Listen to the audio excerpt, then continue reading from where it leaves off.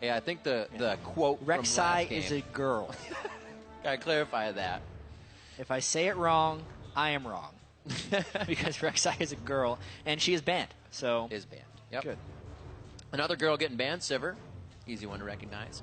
No spell shields this game. They don't want that power as well. We heard Freak talking about the engage or disengage. And Janna as well. So a lot of the bans we thought would come out in the first game are actually happening now in the second game here of Coast versus Dig. Yeah, and these are not looking like heavily targeted bans.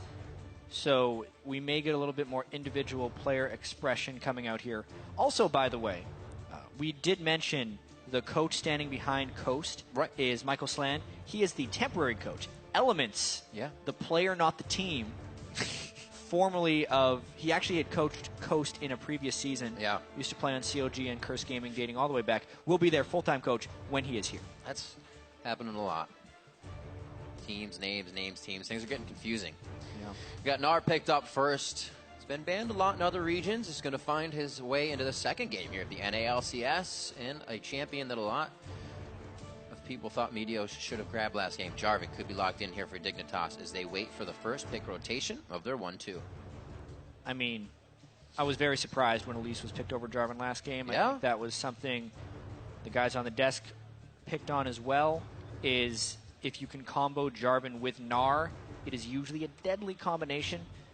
Add that to the fact that Impaler is a great Jarvan player.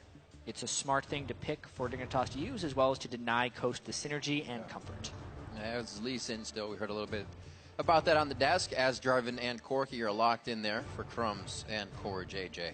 Now over to the side of Coast. Crumbs took, or rather Dig took quite a bit of time there with their picks. Figure Coast will do the same, kind of stretch it out, and then you only give that amount of time for Dignitas to pick their champion. So you're kind of tightening it up on them if you wait. Yeah, they mentioned this over during the EU LCS as well. A lot of teams are actually taking longer to lock in their picks with the addition of coaches because there's just more discussion flowing back and forth. And I imagine there's also more confirmation of what they actually should pick. Coast did it a little bit out of order there, which is suboptimal. You want to actually lock in both at exactly the same time to minimize the amount of time the other team has to discuss what you are picking and what to play against you. But just a small mistake. Mashme chooses Caitlyn. You're going to have safety and range in the bottom lane.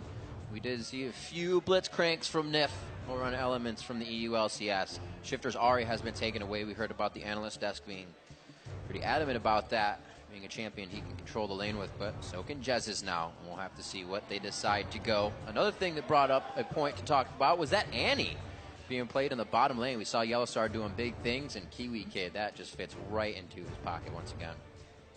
I would really love to see a mid or a top lane Annie. Top lane Annie was like hovering, and then I never saw it, but people were like, man, top lane Annie. You see a decent amount of it in solo queue. It's most likely support here okay, for Kiwi Kid. But you never know. But when you're in gold solo queue, you don't see crazy stuff like that, Chad. You see more of it now. Yeah, right? All right. Get them Vagar supports, the double smite Brahms. Coast still needs to do support and jungle. I wouldn't be too surprised if Impaler pulled out the Lee Sin, or as everyone wants to see, his Rengar.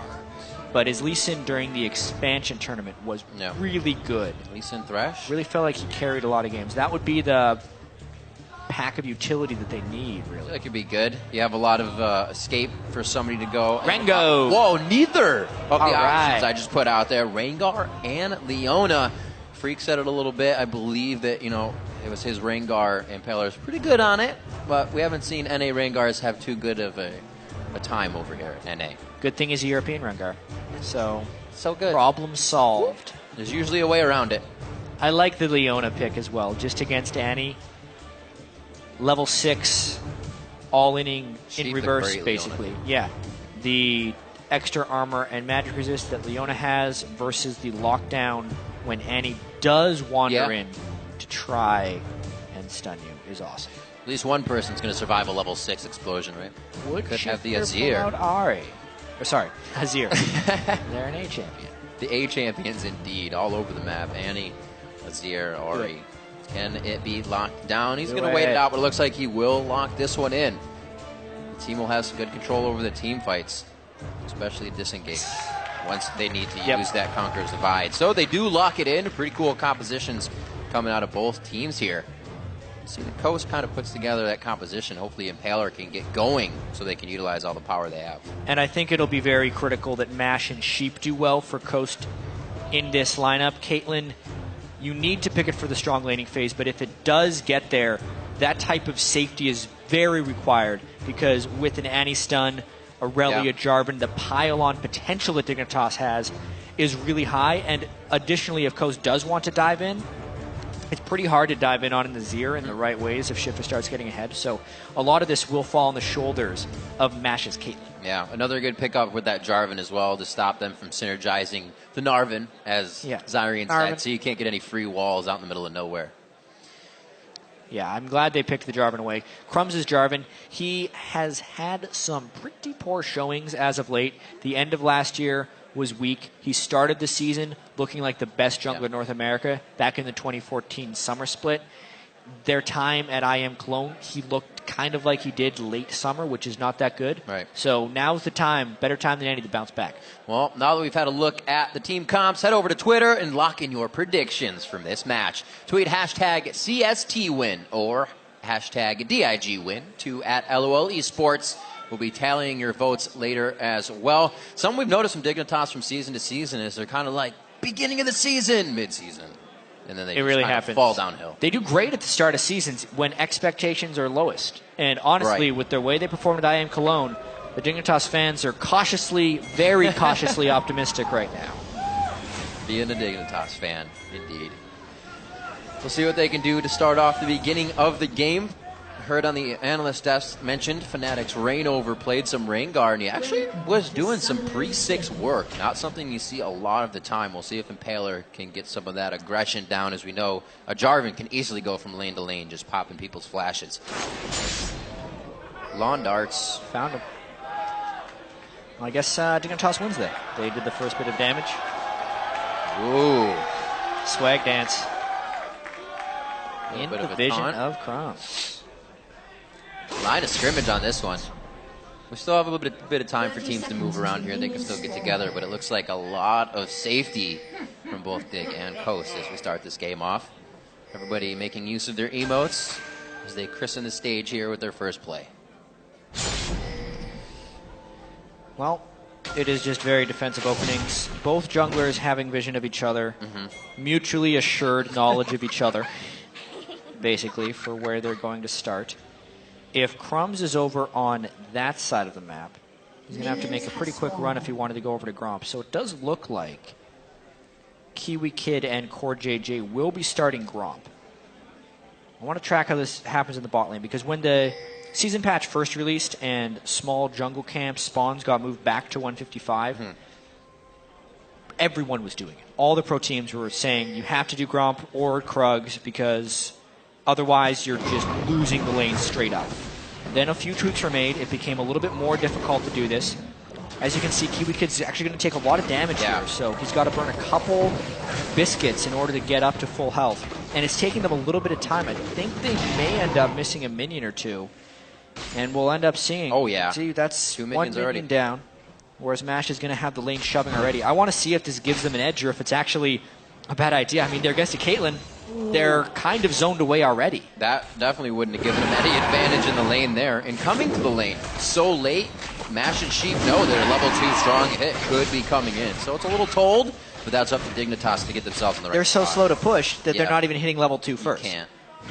Once they get the entire wave, they could maybe hit level 6 earlier, but I would imagine from Dignitas' point of view, since they were against Caitlyn level 1, they just didn't want to be a part of that lane. So it wasn't so much about trying to get an edge, but trying to get unharassable farm. Normal HP in the jungle there for Impaler. Going a little low, going to head back and get his item.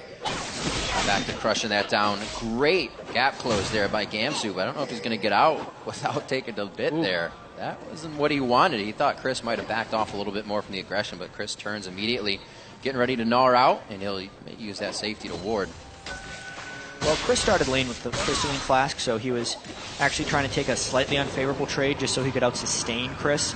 It did go a little bit lopsided, though, and I think that was a really bad trade, all things considered. He's being careful. He doesn't want that true damage. Staying safe, Impaler finally returning in. I don't think he'll be making too many moves just yet. Every lane is just in the middle. Playing it very safe. You see now that Crumbs is also going to be entering his jungle. In this mid lane, 16 to 15. Looks like Shifter's been using those soldiers, though, to get some good damage down from afar. I do want to mention, since this game is still pretty subdued, the difference in the early junglers' plans here. So Impaler backed after 3 camps, which he had to do because he was very low on health, and that only gives you enough gold to upgrade your jungle item and pick up an extra health potion or 2. Whereas Crumbs actually did a 4th camp when he went back to base, allowing him to pick up wards, but making it a little bit slower for him to make it into a lane. So let's see if Crumbs can actually get some extra vision control with that extra camp he was able to put, or if Impaler actually gets a jump on him by ganking while Crumbs is warding. This is going to be good. He sees that the red is down, but he does not know the location that Impaler went after that. He does leave the ward so he can start to deny a bit of these resources. But they may get some love here from Rengar in the bottom lane. Full ferocity stacks for him, so this could definitely be a big play. And that would hurt what Core JJ and Kiwi Kid were trying to do and get an early wing blast into the brush so they couldn't see him, but I don't think anybody was ready for that. Able to turn damage on 2. JJ returns the same amount of damage he took to himself. Kind of trying to simulate a level 6 Rengar there by getting the point-blank bola from a leap. Really flashy looking play with less than flashy results. He did burn 2 flashes from the opponents, but he lost a lot of ground to Crumbs there. The payoff there could have been gigantic. No flash on Sheep, but he doesn't get knocked out. Crumbs playing with the edge of the turret line right there. Keeps himself just out of range perfectly and applying some nice damage. Don't do that again. He's just harassed. He's playing around. He's fine. Giving a little bit of something extra for Mash and Sheep to think about as they try to farm. Gamsu trying to close the gap here. You got to watch out for that damage, though. And then he gets the speed. He could be able to close this one, but it's the teleports for both top laners, and there's going to be no kill potential after. Nice bit of aggression. So he eventually won the sustained battle against Chris to push him out of lane, but he's not able to burn any summoner spells. Core JJ gets a stun, but he's Valked away. Yep. Nicely done. Good trade, Kiwi Kid, to turn to mash correctly and try and get that damage down on the AD carry, because that was the same thing Sheep was doing. Taylor, he's sad. So who actually got the gold there? Because when you smite the buff the first time, you get the effect of the buff. So Impaler actually got the Razorbeak buff by smiting, but Crumbs' Razorbeak buff procced from the other Razors that he countered. If anyone can follow that, I was pretty confused. Jess is coming to level 6. Sheep very low. The teleport from behind.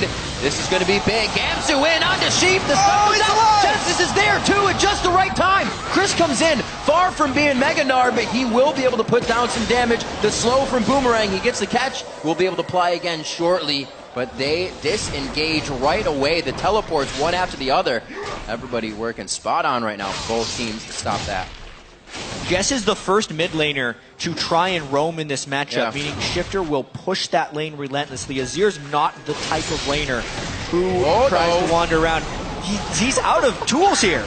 He's got a flash. That's a whoopsie. What an aggressively silly and dumb counter jungle that was by Crumbs. Honestly, he knew Jez's was going to be returning to lane, and he burns his flag and drag to get into the Raptor camp, which, by the way, is the hardest hitting camp in the game. So dangerous. Burns his flash, still level 4. Trying to make some moves that put him in a dangerous spot. He blew flash, so you won't have that over Impaler, who blew his flash as well in the bottom lane. Both junglers trying to work with the devices that they get. Impaler now to the bottom lane again. Where is he at? Just about halfway, so he won't be hitting 6 on this one. Why would you put 3 traps next to each other like that? You can cover more ground if you place them at the front of the brush and then at the back. I've actually never tried that. Does that just catch you and catch you if 2 are close? Or is there like a I can't be trapped? That's probably the answer. I hope that's the answer. Otherwise, that would be he's just so wasting annoying. mana. Yeah, that's going to be tough if somebody runs into that. I should know that, but I'll have to do some testing. I haven't seen Caitlyn play in a while. At least not a lot of it. Gnar up on the turret. He doesn't have to worry. You just get so many resistances when you turn that Gnar form. He's not a care in the world as he approaches the turret. About Crumbs. He's taking his red. May actually put some pressure on that top lane, but pretty much perfect warding here coming out of Coast. There's one right under red and one in that tri-brush, so he can see anybody coming at the top lane. And speaking of wards, I do have to commend the pink ward Crumbs placed early on in the game, where that ping actually just went down. Yeah. Down by Coast's red buff. That is the pink ward spot if you have an early pink ward and you're able to invade, because it is so seldom checked by the enemy jungler, and that is spectacular for scouting where Impaler is. We'll see if anyone ends up walking through that way. It just doesn't look like it's in the cards. I actually saw it be pretty useful yesterday when a red buff was getting counter jungled. The guy knew 5 hits of the red buff would give him enough time to steal it anyways. He just walked out. So it's even better. It gives you a little more time if they do find it in the first place. Moving down, good clears. Yeah, Crumbs is still not spotted. He had a lot of patience waiting in that brush. Did not want to all-in and reveal himself to Leona. But at the same time, it doesn't set up any type of kill for him. And like we saw, that pink ward showing exactly where Impaler is on that red buff. See at the end. He has no reason to, as you said. He'll just go down to Krugs. A little bit of pressure towards the bottom lane here from Crumbs. We also see Kiwi Kid come from the side. Maybe it's Core JJ trying to get a bait in here and say, I'm by myself. We're going to see Kiwi Kid enter the lane. Yeah, that's where I think coaching needs to come in.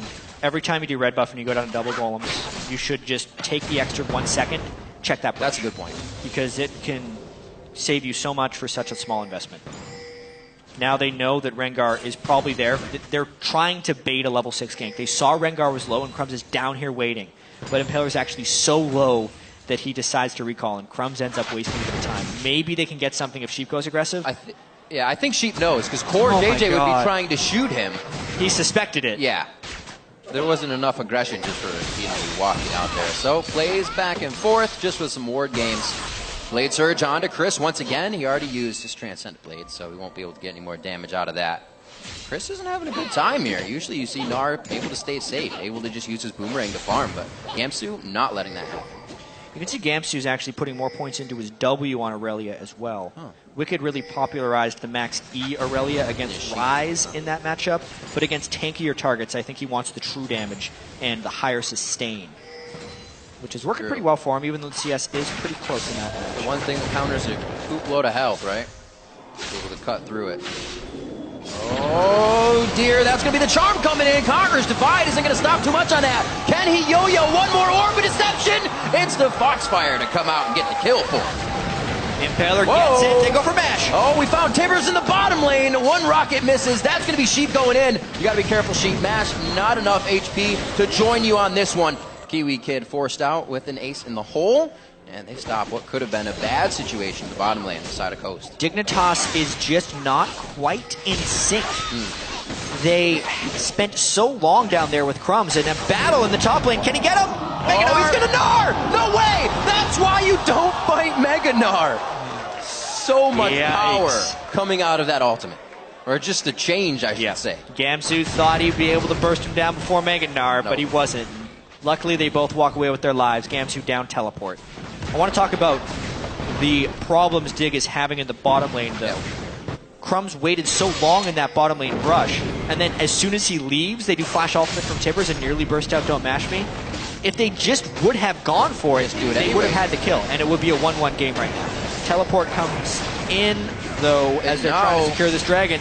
That flash Gnar's down as well. They're still going to get the dragon, but it may be a continued fight. Crumbs getting hit up. A few more hits to him. That's Chris's pickup. Jez's will be going down if Gamsu can get one more attack on Coast. Looks like they're trying to organize themselves here after losing 2. They're only finding Jez's.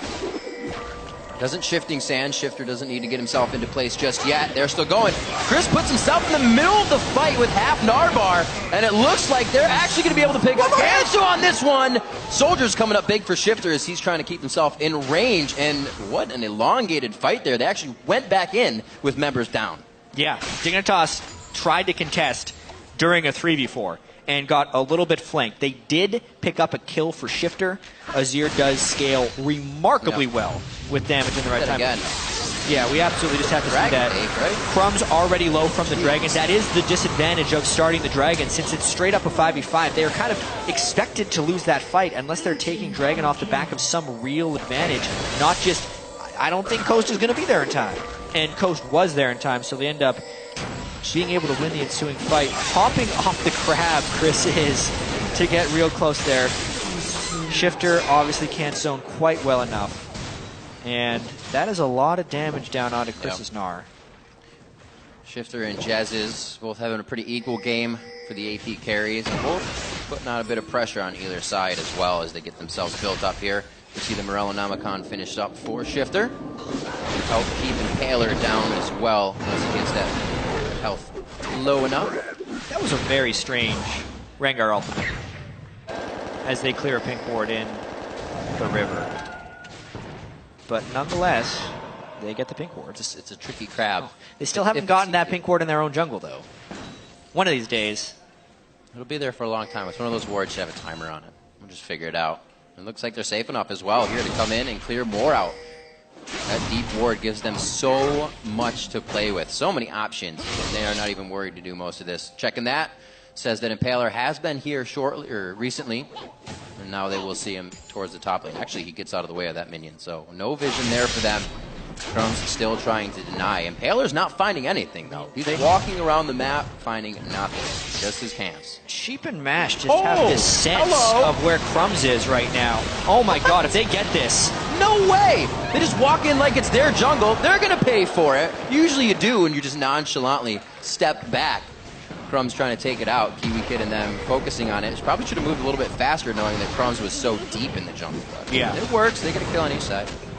Really fascinating series of events right there, because that was a educated guess by Coach. They knew that Crumbs had cleared a ward prior on top of the red buff, and then let's check. Just like, you know what, we're not in lane. I think they're respecting Tibbers a fair bit, and they had to back away. Speaking of that lane, we kind of lost track of it. Even though Crumbs didn't have very successful ganks, maybe the presence he offered down in that bottom lane, Cortege and Kiwi Kid are crushing Mash and Sheep.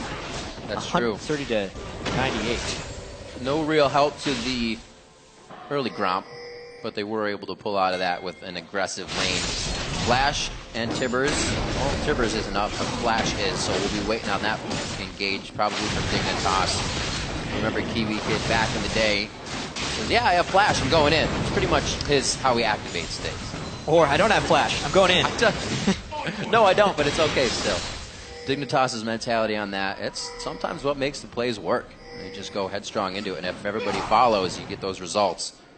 Still safely pushing into the jungle here. This is just showing how much control Dignitas has. They finally, back into it, only because they're trying to take red. And it took the Raptor buff as well. It activated for Impaler to show him that the pink ward was there. So a little bit of poor luck that he didn't have the Raptor buff on at any other time when he was checking that. Finally, they get rid of this pink ward. Dignitas getting a lot of pressure back because of this, though. You can see the position of this game is slowly pushing closer and closer to coast base. Looks like they're trying to stop that a little bit. 4 pink wards inside their inventory as they want to be able to set up defense they can control. They're losing pretty much all the wards they set outside that line, outside a river. You see Crumbs again grabbing up the crabs, and they're going to be all over the coverage. Oh. Okay, he's not going too far. But you can't defend it. Cortege wanted it. Okay, they're not going to go for it. So they know it's there, so it's going to be hard to defend. That's kind of stuff that Coast is just dealing with right now. Chris big in the top lane. Gamsu's there, though. Really good control by Dignitas to stop these waves as they reach the turret. They're in the right place at the right time. I really want to see what happens with the next dragon in 52 seconds as well. You can see both these top laners with teleport out.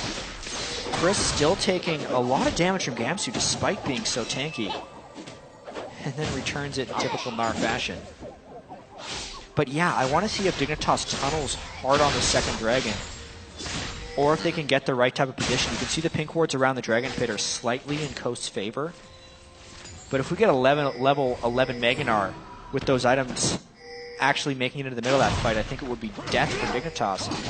But at the same time, Azir with his immense zone control, if they can position in the right way, could just completely segment this fight and win it for Dignitas. Dig does have the early dragon. I'm just trying to figure out if it's worth them overcommitting for this dragon. They clearly want to start it. But if they end up losing another fight, it could put them in a very big hole. I've heard some teams say that a few dragons in the early game isn't the end, and they've been able to give it up. Doesn't seem like Dig really wants to go for that. I mean, we just saw it. TSM was down 3 dragons to 0 against Cloud9. Yep. and a Baron, and was still able to pull out a win. You can tell this one's getting a little bit testy, though. Well, they have ward control, at least on this side of the jungle now. They figured out that they're not being spotted everywhere they go. And with Sheep on the front line here and Chris just about to gnaw out, this is perfect timing for them to get something. Unfortunately, he did hit that boomerang and take a shot, so he's going to gnaw out before necessary. You want Mega Gnar to proc right while they're fighting you, so you can catch them off guard. Now, they're almost forced into doing the Dragon and Dignitas. Do they respect the Gnar, or do they pile in and fight? I think you're going to have to. Looks like Gnar will still be up for the majority of that entire one, and the wait out. Patience is a virtue, and Coast comes out with Dragon on that one. I think that was properly played by both teams. I really do think the Coast could have won that 5v5 if they pile into the Dragon pit against Mega Gnar, because they didn't have position with Azir, but they couldn't actually get the position early on just because of the Rengar threat. So, Coast using their comp properly to get that Dragon. You know, I said before that they didn't have Jarvan on their team. You can still gnaw all people into that. Yeah. If it's up. I know. It doesn't matter if it's yours or not. It's the anti-synergy. You all should try and peel Gnar, and then it's like, well, actually, Gnar just stunned my whole team. So here's a wall. Here's a tip. Do not alt Gnar. Yeah. Jarvan if it's on your team. Also, this is completely off topic, but if you have a Scion on your team and you're Jarvan, you can pop his ultimate on Scion on your own Jarvan ultimate to like completely troll your Scion as he's trying to initiate a fight, because he'll just hit your Jarvan Cataclysm. I hope we see some Jarvans today, or rather Scions today. That is some fun stuff to watch. Barreling down the lane. And it's usually been some pretty good Scions that we've seen as well. But in this game, none to be had. It's Gnar versus Aurelia top, and Gamsu's been taking that to Chris pretty well this game. However, he has found 3-0 through some of these team fights and kept himself up in CS when getting battered down in that lane. So Chris is showing well here at the start of the split for Coast. Down to the bottom lane, looks like they might try to get a little bit of a gank here. Taken by surprise. Nope, they actually walk out from the lane. I figured they were hiding in the brush, but they're out in the open. Really surprised still that Mesh lost that lane. Obviously there was a ton of jungle pressure by Kratos. He's doing his best to try and keep up right here, but Caitlyn needs either a few kills or a huge amount of farm to really get going. I'd say Caitlyn definitely takes more items to turn into a giant threat than other AD carries do. Core JJ is basically there right now. Yeah. They're just Trinity Force and BF Sword. They're still trying to make some plays off this bottom lane. Pink Ward down in the brush, so you can see Impaler coming in and out. And actually, they're going to do it right now. I don't know if they're going to get what they want. We don't see Core JJ or Kiwi Kid pressing up past the river. They're keeping it as a rule of thumb right now. Still there. Let's see if the ward here coming in from Sheep actually gives them any vision over the wall so they can get this gank in. See, the mid lane is pretty open for Shifter here. Roam from Jez's is just towards the bottom side, maybe seeing if he can help in any engage in the bottom lane. Pretty much a stalemate. Both teams really respecting each other here as the game is really close. Well, it's really difficult for Crumbs to make an aggressive move here. He doesn't have many items on Jarvan. He's 0-2. He's gone Sightstone, which makes his combat effectiveness very low. So unless he can get absolute knowledge of where Impaler's Rengar is, a gank can very easily be turned around on him, which makes him not actually want to do much. Yet he's still spending a lot of time just camping lanes, which is surprising to me that he's not farming more. It's going to set him back far, far behind. That's the Achilles heel of Crumbs. He's continually over-prioritizing vision and lacking farming, and when his ganks don't work, he falls really, really far behind of the curve. No, it makes perfect sense. We see that ward's not there anymore. The deep ward, and their actions have slowed down across the board. Crumbs not making the opportunities that he was before when they did. And we'll see if they can find it another way. Looks like everybody's just grouping in mid right now. So vision for Coast tells them they also have some time to clear up some waves and get the wards down that they need. And still having a lot of those pink wards they did earlier, which means they've been protecting the ones that actually went down. Working out well for them so far as we reach 23 minutes in the game. 400 gold, about 500 gold is the difference. So it pretty much means nothing with a dragon on each side as well. Oh. Blue minion MVP right now. Yeah. Who needs wards when you have minions? Yeah, it looks like Dignitas is trying to make an aggressive play, but they just abandoned that bottom lane. That's going to allow MASH to catch up, so Dignitas kind of has to make a power play right now, knowing that they've left Caitlyn by her lonesome. They do have the options. Mid lane's getting pinged here. That's by Coast. They're saying that is a dangerous spot. Do not go near Wolf opening. And everybody's going to be safe. Mashme has the wards to go just a little bit further, but he decides not to. He's going to head for the back. Everybody's taking this one real slow. 1:30 on Dragon. That's going to be something they want their ultimates for. So they're giving each other some space right now, that comfort level. And the wards actually really good here coming in for Dignitas. They've, again, started to get those forward wards down, where Coast only has that towards the top side for a bit of a lane pressure. Yeah, I can see that invade and the logic behind Dignitas going into that blue buff area, because they needed a way of actually getting vision on Coast if they wanted to get aggressive. In order to get those wards, though, they did sacrifice their bottom turret, and they sacrificed a bit of the advantage that 4JJ had over MASH. It's really just going to be another objective game, it seems like at this point. The ward coverage isn't good enough by either team for them to really take control, and a lot of it's going to have to be down to the team fights. All those team fights are going to have people grouped up. That's good for Shifter. That's good for a Kiwi kid. On the other end, you're going to have also that disengage, though. You can have Ari flying around. You can have Narth throwing everybody. So it's going to have to be, it's pretty much whoever ults first is really going to be the winners on this one. Usually it's kind of who can predict the ult and then be the one to win the fight, but I don't know about that. Mashme taking quite a bit of damage there. Nar not too hyped up right now. He's going, changing on to Kiwi Kid. No! Timbers this fight. That goes down, and it looks like they're going to be going hard on this fight. Gamsu taking a lot of damage. Forced the flash over the wall, providing no more for the team. And Shifter is the only one who can fight from this range right now. Coast gets exactly what they want, taking out two. Maybe not wanting to lose Impaler, but the fact that he has to dive in so hard right now means he's probably going to go down. Great controller by Coast. Actually a very explosive fight as well. If Kiwi Kid would not have been blown up so quickly, I think that could have actually been a fight for Dignitas. We really saw the potential of Shifter's counter-engage right there. He was doing a ton of damage as Coast dove in for that one, so much so that even with the clean initiation from Coast, they had to just abandon the Dragon. And now it's actually Dignitas trying to regain control over that pit. She can't do much. She's like, oh, actually, I probably should have been back. He's going to at least try to get vision for the team. That'll be able to stick on this one. Oh, wait, we do have Impaler coming up. Chris would have to TP in if they decide to go in on this. They almost have Ari ultimate. Dragon, that's the TP. Nar's very close to going crazy on this one. Chris is going to be big. Impaler steals the Dragon. Can Dignitas come back on this one? Mega Nar is out, chucks the chimney down. Big damage from the Orbit Deception here, but they're deciding to back off without Sheep. A pretty good decision there. Kiwi Kid doesn't have Tibbers, but that was close to Dignitas falling. Yeah, Dragon Steal, nice job by Impaler. All that investment Dignitas put in only nets them a kill onto Sheep. The real question is, can they get any vision control after making Coast fall away? And I think the answer to that is no. So, despite the kill, I think that's a big loss for Mid. See it again.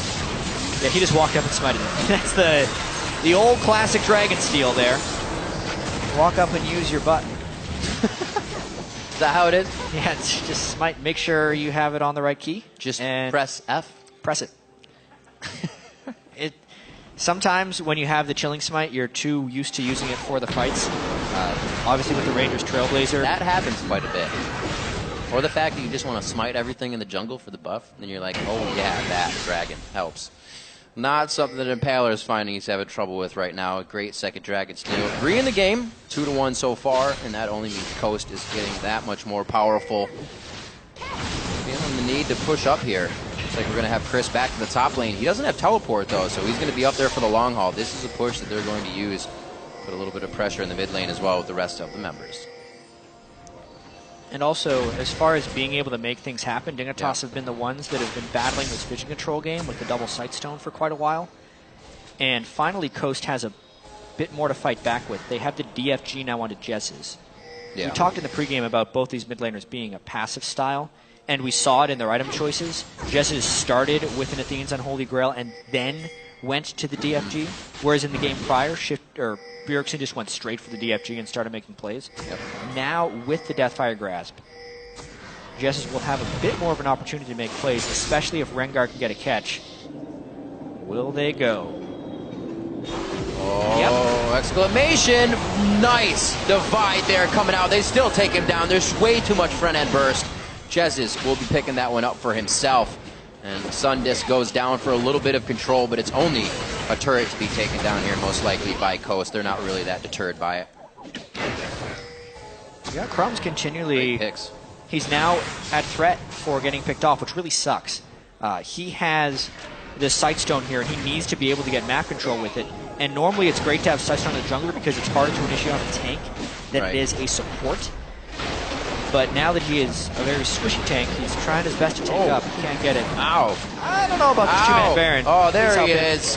There's Chris. Good guy, Chris. You can still get killed by AoE, gentlemen. Be very careful here. Well, they can dodge around it. Dignitas kind of knows something's up. There's the ward. They know it's low. Do they try and flash in?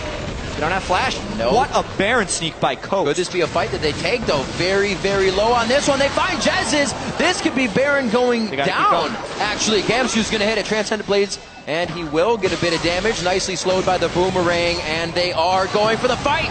Soldiers over the wall. The big one coming out from Core JJ, and Shifter's doing what he can from just outside range. Kiwi Kid, a little too by himself there as he walks through the forest. He's going to go back with the team.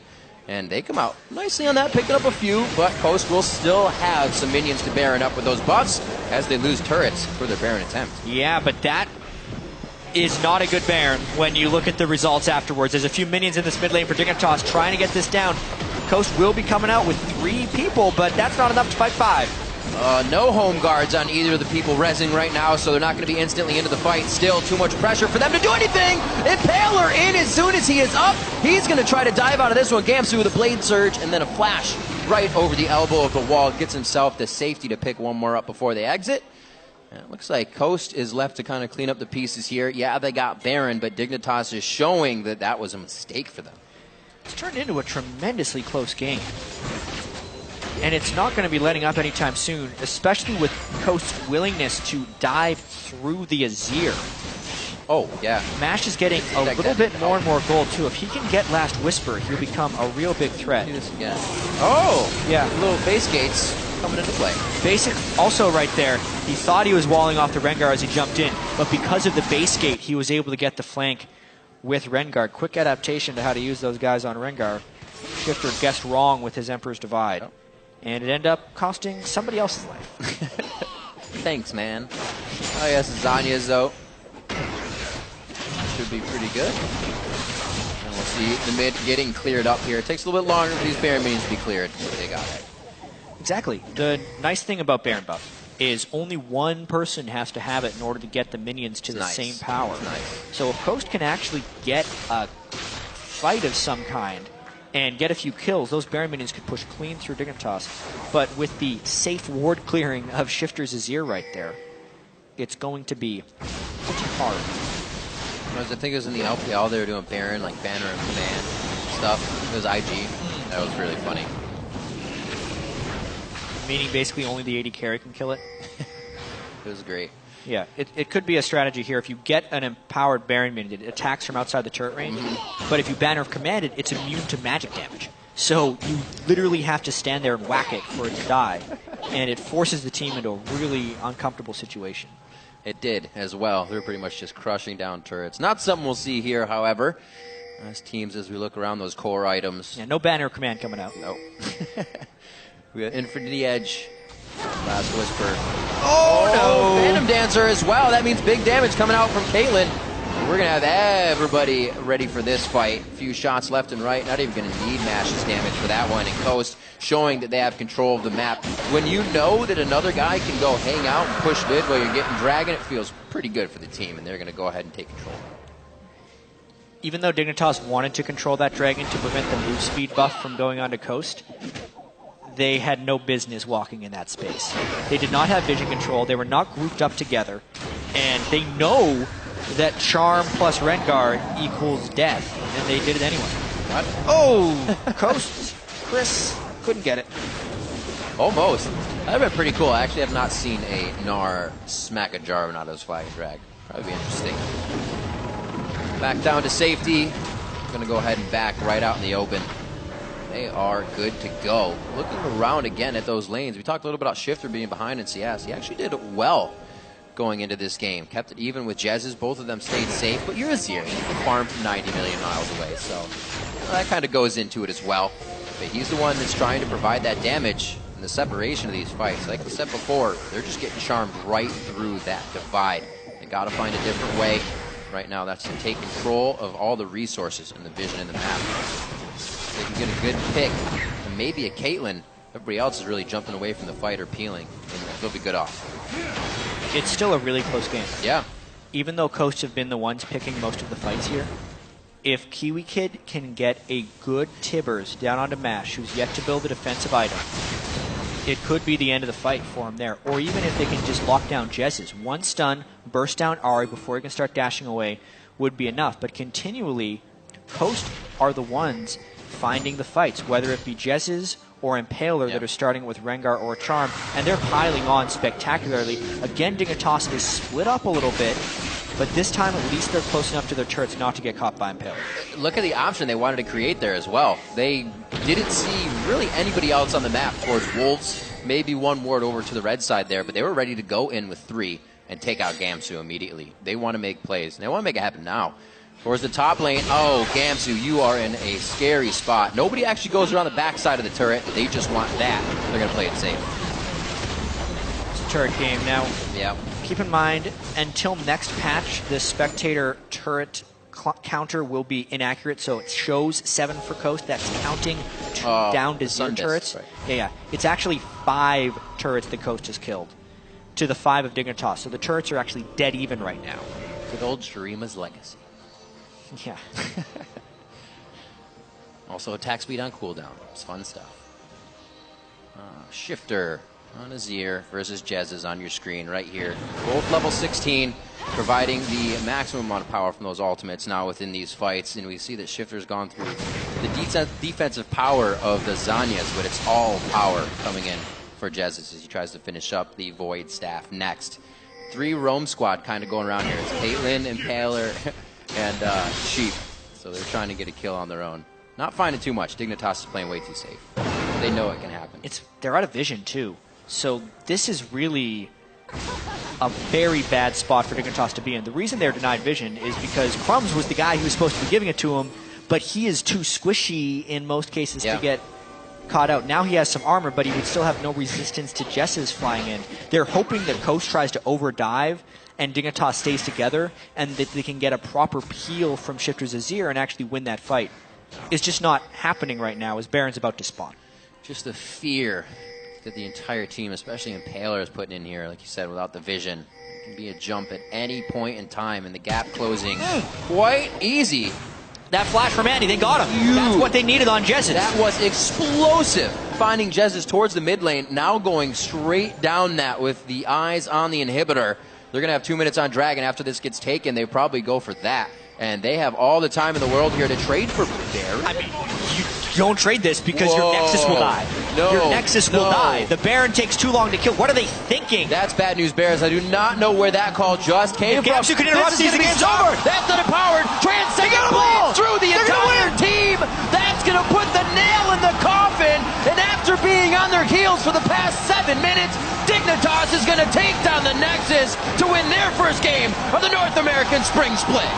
Wow, Coast with a giant blunder at the end of the game, and Dignitas capitalizes instantly.